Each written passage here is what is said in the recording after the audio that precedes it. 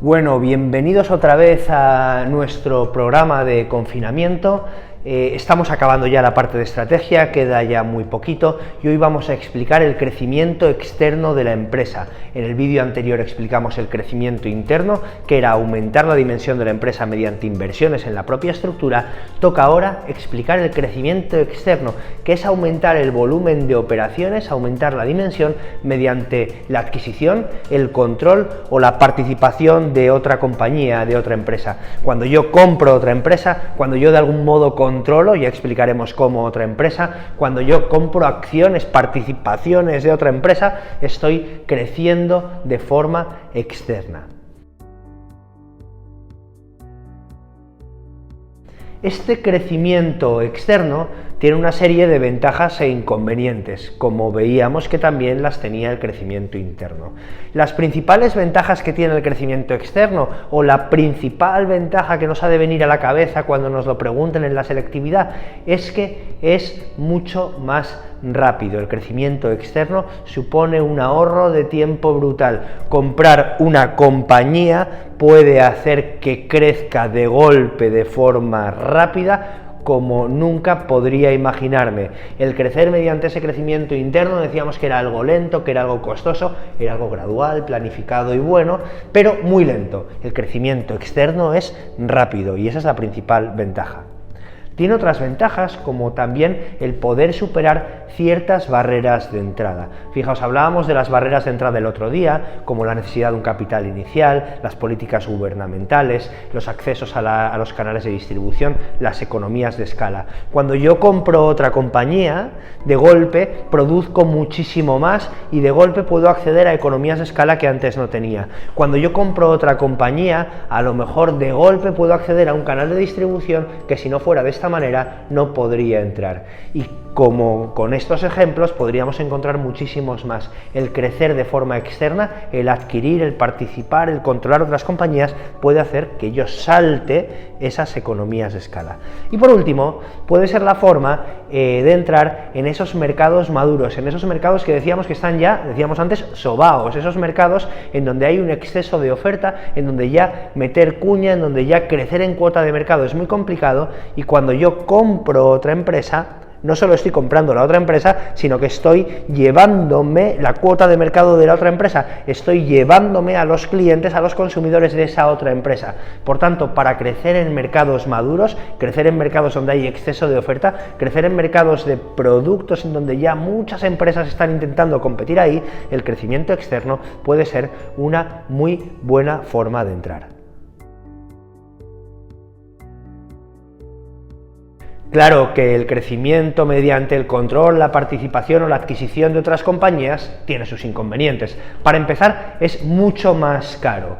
Una operación de crecimiento externo exige un desembolso brutal y por tanto a nivel económico, a nivel de coste, puede ser una operación que tenga sus problemas.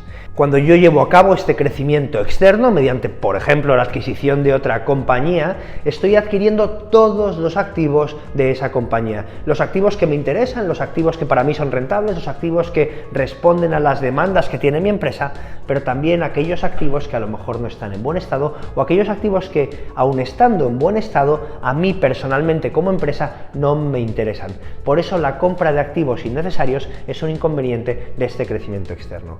Para acabar, un último inconveniente de este crecimiento externo son los problemas de integración que pueda haber en mi personal.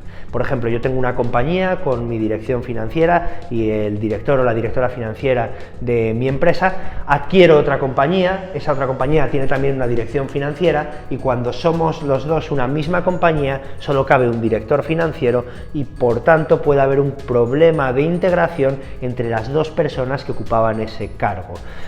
Lógicamente es un problema entre las dos personas que ocupaban ese cargo, entre las personas que dependen de ese cargo, que a lo mejor les estás cambiando al jefe, etcétera, etcétera, etcétera. Problemas de integración. Es el último problema, el último inconveniente que vamos a estudiar del crecimiento externo.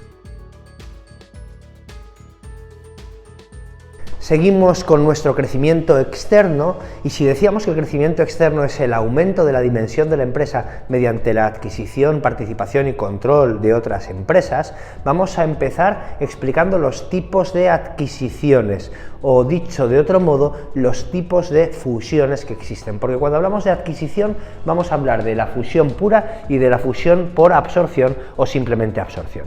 La fusión pura es la creación de una nueva compañía a través de la unión de dos empresas diferentes. La nueva compañía tendrá un nombre diferente a las dos anteriores y las dos anteriores que se unen, que se disuelven, son empresas que habitualmente tienen más o menos el mismo tamaño, aunque esto no ha de ser siempre así y podemos encontrar una fusión pura con una empresa más grande que otra. Repito, dos empresas más o menos de similar tamaño, aunque no tiene por qué ser así siempre, que crean una nueva empresa. Al final esta nueva empresa tendrá las inversiones de las dos anteriores y las obligaciones que tienen las dos anteriores empresas. Como ejemplo, pues podemos acordarnos de cuando en su día desaparecieron en España las cajas de ahorro y se convirtieron en bancos, y cuando, por ejemplo, Caixa Catalunya, Caixa Tarragona y Caixa Manresa se unieron y formaron un nuevo banco que se llamaba Catalunya Caixa. Son tres empresas diferentes que crean una absolutamente nueva y que es la fusión de las tres anteriores. Cuando hablamos de la fusión por absorción o la absorción de una empresa, se trata de una empresa generalmente más grande que la otra que compra a otra empresa y la absorbe, de tal forma que la nueva empresa que queda es una empresa que se sigue llamando como se llamaba antes la empresa que ha absorbido y en donde ahora mismo está incluida la otra empresa. Hablábamos antes del ejemplo de Catalunya Caixa, que venía de una fusión pura de Caixa Catalunya, Caixa Tarragona y Caixa Manresa, pero también podemos seguir este ejemplo y pensar cómo con el paso de los años BBVA, una empresa grande, absorbió, compró, adquirió a Catalunya Caixa y acabó convirtiéndose en el grupo BBVA que incluía a Catalunya Caixa. Por tanto, tenemos en este ejemplo los dos tipos de adquisiciones, los dos tipos de fusiones. Fusión pura, dos o más empresas de una medida, de un tamaño parecido, crean una absolutamente nueva. Fusión por absorción, una empresa más grande absorbe a una o más empresas más pequeñas y mantienen el nombre, mantienen la forma jurídica de la empresa que hace esta absorción, esta adquisición. Ahora tocaría hablar de la participación. La participación es la compra de acciones de otra empresa.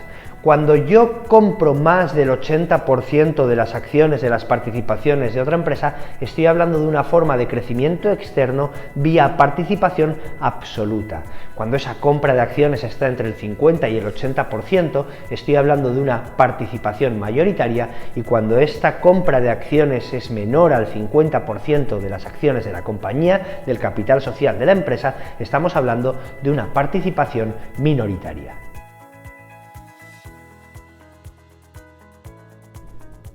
Y acabamos esta parte del crecimiento externo yéndonos al final de la definición. Decíamos que el crecimiento externo es el aumento del volumen de producción mediante la adquisición, visto, fusión pura y fusión por absorción, participación, visto, participación absoluta, mayoritaria o minoritaria, y cooperación con otras empresas. Es decir, parte del crecimiento externo puede ser llevar a cabo una política de cooperación. La cooperación simplemente es tener relaciones entre empresas independientes para que mediante una serie de acuerdos estas empresas puedan compartir unos recursos y por tanto que minimicen gastos, que minimicen riesgos. Estos acuerdos pueden ser de muy diferentes tipos y esta cooperación también puede ser de muy diferentes tipos. Ahora pasaremos a ver otros 5 tipos de crecimiento externo que la empresa puede llevar a cabo. Y vamos a empezar los tipos de crecimiento externo mediante el concepto del clúster. El clúster es un concepto relativamente nuevo que introdujo en su día Michael Porter, que es el mismo del modelo del análisis del entorno, el modelo de las 5 fuerzas de Porter, y Porter introdujo el concepto de clúster que entenderemos si pensamos en ese ejemplo paradigmático de clúster que es Silicon Valley. Al final el clúster es una concentración geográfica, es decir, yo en un mismo lugar físico pongo a diferentes empresas del mismo sector, universidades que puedan formar a los futuros trabajadores de esas empresas y puedan aplicar conocimiento y tecnología que puedan usar esas empresas, y además todo ello coordinado por la administración pública, por una serie de ayudas que hace la administración pública mediante financiación, mediante tecnología y mediante otro tipo de cosas. Esa mezcla de empresas del mismo sector, universidades y administración pública en un mismo lugar hace que se cree una situación de competencia, diferentes empresas del mismo sector compiten entre ellas, y cooperación. También puede servir para que esas empresas puedan ayudarse unas a otras mediante información, mediante compartir material, ahorrarse costes de transporte, etcétera, etcétera. Bien, esta concentración geográfica de empresas, universidades y administraciones públicas que compiten y cooperan es lo que Michael Porter denominaba clúster, y vemos el ejemplo típico, el ejemplo paradigmático de Silicon Valley. Dentro de todo este tipo de estrategias de crecimiento externo encontramos las joint ventures. Las joint ventures simplemente son acuerdos entre diferentes empresas. Habitualmente son empresas de diferentes países. La joint venture se lleva a cabo cuando una empresa quiere internacionalizarse y quiere abrir su mercado a países internacionales, a países en donde desconoce las formas de funcionar, no tiene conocimientos del mercado. Este acuerdo que puede hacer una empresa que quiere internacionalizarse con una empresa que está situada en el mercado allá donde quiere ir, consiste en que la empresa que quiere internacionalizarse aporta capital y tecnología, y la empresa que recibe a la otra empresa, la empresa que está ya localizada en el país en donde la primera empresa quiere ir, aporta conocimiento sobre el mercado. Hay muchos tipos de joint ventures y no todos los tipos de acuerdos que hay entre empresas son como las que hemos explicado ahora. De hecho, un ejemplo típico de joint venture es el que hicieron hace unos años eBay y PayPal, en donde sabéis que eBay, subastas por internet, PayPal, medios y métodos de pago por internet, se juntaron en unos acuerdos de colaboración para poder trabajar juntos y poder crecer mediante esta joint venture que al cabo de los años acabó rompiéndose. Pasamos al tercer tipo de crecimiento externo en estas otras formas de cooperación, y vamos a hablar ahora de la concentración horizontal o del cártel. La concentración horizontal o el cártel es un grupo de empresas del mismo sector que tienen intención de dominar el mercado, o que de algún modo todas juntas ya dominan el mercado, y que pactan precios y estrategias de venta. Sabemos que en muchos lugares el pactar precios dentro de un mismo mercado es ilegal y no se puede hacer, pero es un tipo de estrategia que en otros sitios podría llevarse a cabo. El ejemplo claro es el de la OPEP, la Organización de los Países Exportadores de Petróleo, en donde entre ellos se ponen de acuerdo para decir cuánto petróleo sacan al mercado y por tanto poder jugar con los precios a los que cotiza este bien. Del mismo modo que hemos estudiado el cártel, la concentración horizontal, donde tenemos diferentes empresas que dominan el sector, que crean el mismo producto o productos parecidos, sustitutivos o complementarios, vamos a estudiar ahora la concentración vertical mediante el trust. Aquí ahora tendremos diferentes empresas que llenan, que coordinan las diferentes partes del proceso productivo que nos podemos encontrar en un sector o en una industria. El objetivo de estos acuerdos, el objetivo de esta integración vertical es reducir los gastos y poder dominar toda la cadena de producción del sector. Al final, si yo controlo todas las fases de mi proceso productivo, puedo tener unas economías de escala y unos gastos mucho menores. El ejemplo que podemos explicar es el ejemplo de Repsol, en donde Repsol tiene todo el proceso de producción mediante la explotación del petróleo, la extracción, el refino y después la venta.